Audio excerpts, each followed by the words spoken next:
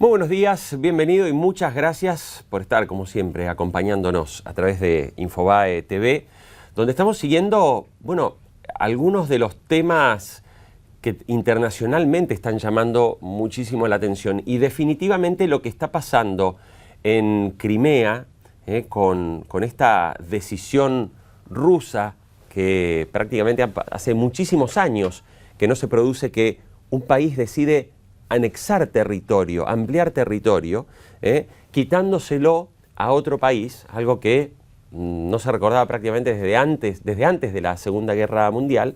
Bueno, esto es lo que hoy se está viviendo. Por eso tenemos en el estudio la visita del embajador de Ucrania, Yuri Dudin, que nos acompaña y con quien queremos charlar porque, claro, se está hablando no solamente de la situación en Crimea, sino también de cuál es la situación política, porque Ucrania tiene que definir un nuevo gobierno. Ahora hay un gobierno de transición que va a convocar elecciones. Embajador, un gusto que nos acompañe aquí. ¿Cómo está? Bien, gracias, Jorge. Bueno, embajador, quiero empezar preguntándole las últimas noticias. La verdad que el ritmo informativo es amplio. Se habla en las últimas horas incluso de que el gobierno de transición de Ucrania quiere ayudar a una parte de la población de Crimea que se ven hoy muy afectados por esta situación de conflicto, a que si quieren evacuar la zona se puedan ir. Yo no sé si usted tiene alguna información concreta al respecto y nos gustaría también que nos describa cuál es la situación de estas últimas horas. Mire, Jorge, como ha dicho bien, estamos viviendo una agresión por parte de un Estado vecino que nos está quitando una parte de nuestro territorio. Las informaciones llegan a cada minuto y se suceden con una rapidez muy grande. Así que lo primero que quiero decir es que Ucrania, el gobierno ucraniano, nunca reconocerá la anexión de Crimea, que es parte integrante de nuestro territorio según la Constitución de Ucrania. Y este llamado referéndum que se celebró el domingo pasado no tiene ninguna legitimidad, no solamente para nosotros, sino para la mayoría de las democracias del mundo. Lo que está sucediendo en las últimas horas es que las tropas rusas continúan con sus provocaciones, continúan con agresiones a las unidades militares ucranianas, continúan bloqueando los barcos militares ucranianos y el gobierno ucraniano está pensando cómo ayudar a los militares ucranianos y a aquella población que no votó por la secesión de Crimea, que no participó en la votación, que no soporta, entre ellos son ucranianos, son los tártaros de Crimea, que son muchos que prácticamente no votaron en este referéndum, y muchos otros, cómo ayudarlos en esta situación difícil. Entonces, por cuestiones humanitarias se está creando abrir un corredor humanitario para que las poblaciones que lo quieran puedan salir y puedan estacionarse en Ucrania continental. Pero yo no creo que van a ser muchos más, porque la mayoría sí tiene ahí sus casas, sus trabajos, sus servicios, tiene toda la vida, la familia, toda la tiene allá. Así que algunos los que van a querer salir, van a salir y van a instalarse en otras regiones de Ucrania. Los que no, se quedarán en Crimea y serán protegidos por el gobierno ucraniano en la medida de nuestras posibilidades. Ahora, embajador, ¿qué es lo que motiva a un presidente como Vladimir Putin a tomar una decisión que uno piensa que ya hace 100 años que esto no debería darse en un contexto, en pleno siglo XXI, un país que prácticamente que le usurpa a otro un territorio porque tiene una parte de población rusa? O sea, ¿qué cree que hay detrás de que Vladimir Putin avance tan firmemente en esta decisión? Es muy difícil entrar en la cabeza de una persona como es el señor Putin. Lo que sí, él siempre y nunca dijo de otra forma que quería resucitar, digamos, el imperio ruso, el gran imperio ruso, o en cierta medida la Unión Soviética. Y como dijo muy bien un senador norteamericano, Rusia sin Ucrania no es un imperio. Entonces a lo mejor está creando un precedente para poder incorporar otros territorios, otras tierras en este sueño. Pero usted dijo muy bien que en el siglo XXI es impensable, y no lo podíamos pensar, que un país que es el garante de la integridad territorial de Ucrania, según el memorando de Budapest, nos hace esa agresión, nos agrede de esta forma y nos está quitando esa parte de territorio. Es impensable eso. Y por eso es que el mundo entero nos apoya, tanto las Naciones Unidas como la OTAN, la UE, todas las organizaciones internacionales están a favor de Ucrania en este tiempo difícil que estamos pasando. Y embajador, pero ahora hay una cosa que Putin tiene totalmente decidida, que es que firmó ya el anexamiento de Crimea, aunque esto sea considerado ilegal, pero también es cierto que dentro del Consejo de Seguridad Rusia tiene poder de veto. Hay una situación que también es conflictiva. ¿Qué ocurre con Ucrania si deciden avanzar con las Fuerzas Armadas y hacer directamente una ocupación militar? Mire, en primer lugar, yo no creo que eso suceda. No creo que por varias razones. Ucrania, de hecho, desde el punto de vista militar, está, digamos, más flaca, menos preparada. Sí. Pero en las últimas semanas se hizo una gran movilización de las tropas ucranianas.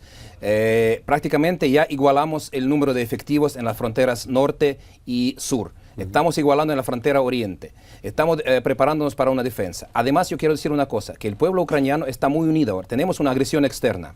Y frente a un agresor externo, el pueblo está unido. Entonces, si tenemos que luchar, vamos a defender nuestro territorio, nuestra tierra. Y ellos van a ser agresores. Y eso da un poco a nuestro favor. Pero repito, no queremos esta guerra. No la necesitamos. Necesitamos es la paz para poder reconstruir la economía. Y embajador, y los planteos de Ucrania respecto de solicitar el apoyo, bueno, que hoy lo tienen por parte de las naciones occidentales. ¿Qué pasos podrían darse, digamos, si esta tensión no afloja? Usted dice, bueno, ocupación militar es difícil que ocurra, pero bueno, ¿cuáles son los pasos con los que cuenta hoy Ucrania para sostener este reclamo y sobre todo qué espera de las potencias, sobre todo de la OTAN e incluso del Consejo de Seguridad, con el particular hecho de que les devuelvan finalmente Crimea, porque hoy Crimea está siendo tomada por Rusia? Exactamente. Estamos contando con ese apoyo que ya se traduce en sanciones fuertes contra las autoridades rusas, que esas sanciones van a pasar a una tercera etapa, ahora solamente la negación de vistos y de entrada de algunos funcionarios y el congelamiento de activos bancarios, pero puede pasar a hacer acciones más fuertes, como por ejemplo la recusa parcial de la compra de gas ruso en Europa.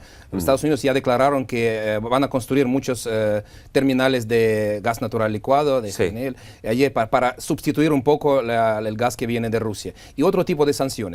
Pero lo que estamos planteando también es el apoyo de la Asamblea General de la ONU, donde Rusia no tiene derecho a veto. Ahí sí vamos a pedir que la mayoría de los estados del mundo nos van a apoyar. También estamos planteando ante las Naciones Unidas una posibilidad de crear en Crimea una zona desmilitarizada, o sea, sacar las tropas rusas y ucranianas. Y en este caso estará bajo la protección de la ONU. Son muchas las posibilidades que planteamos y vamos a ver qué es lo que va a salir.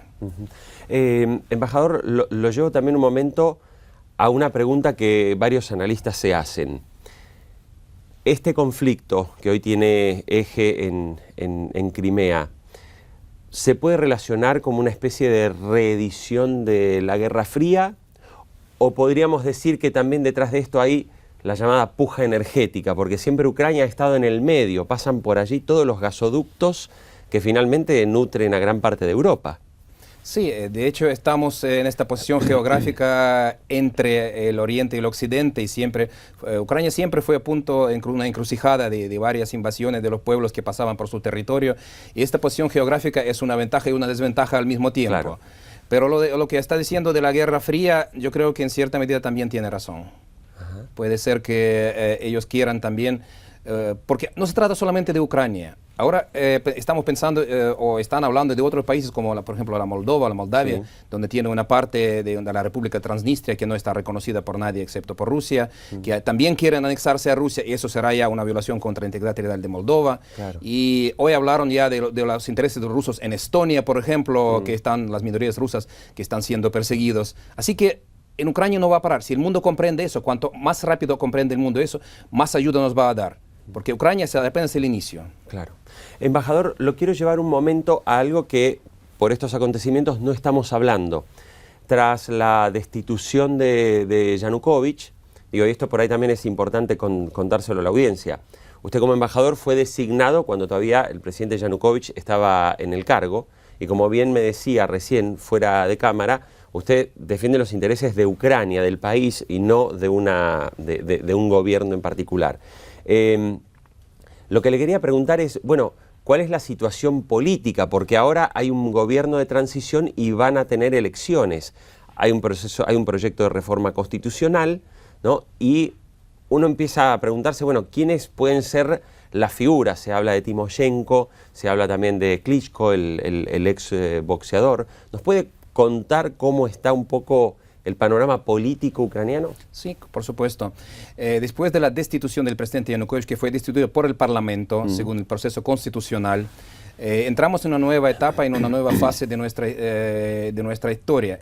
Entonces, lo que tenemos ahora es el Parlamento que está funcionando, donde la mayoría de las decisiones se toma por la mayoría constitucional de votos, o sea, más de 300 votos. Tenemos el gobierno que está funcionando y tenemos el presidente interino, que es ahora el presidente del Parlamento. Y tenemos las elecciones convocadas para el día 25 de mayo. Los candidatos están comenzando a postularse poco a poco. Tienen el plazo hasta 4 de abril, todavía hay un plazo. Yo sé que hoy, por ejemplo, Timoshenko está reuniendo el Congreso de su partido para definir la posición del partido en las elecciones presidenciales. La próxima semana Klitschko también va a reunir su partido. Yo creo que estas son dos figuras que obviamente van a participar. Además, habrá muchas otras figuras, no sabemos cuántas todavía, pero sí las elecciones van a ser muy disputadas y esperamos que salga un vencedor que después pueda unir a toda Ucrania. Claro, a eso quería llegar.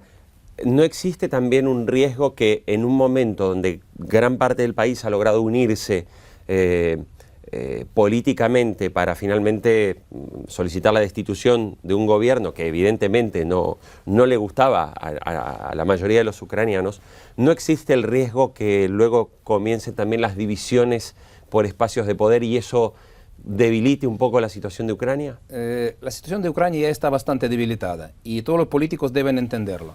Ahora lo que hace falta es concentrar los esfuerzos para revivir la economía, para renacer, para reconstruir la economía. Para eso necesitamos de contar con el apoyo internacional, porque los recursos nacionales ya no llegan para eso. Entonces, yo creo que todos los políticos sensatos y responsables van a querer unir el país y no desunirlo. Y yo espero sinceramente que esto ocurra. Embajador, y bueno, lo llevo también a uno de los temas que en Ucrania fueron también un poco el germen de esta crisis, y es la división entre que una parte de la población ucraniana miraba hacia Europa con intenciones incluso de sumarse a la Unión Europea y otra parte de la población miraba hacia Rusia. ¿Cómo imagina usted que se va a administrar o gestionar esos intereses que van a seguir después de las elecciones, donde va a haber un sector que va a seguir mirando a Rusia y va a haber otro sector que va a mirar a Europa? Mire, esa división es en gran medida artificial. Está siendo propagada por la propaganda rusa y por otros medios que sí, Ucrania es un país dividido por el idioma.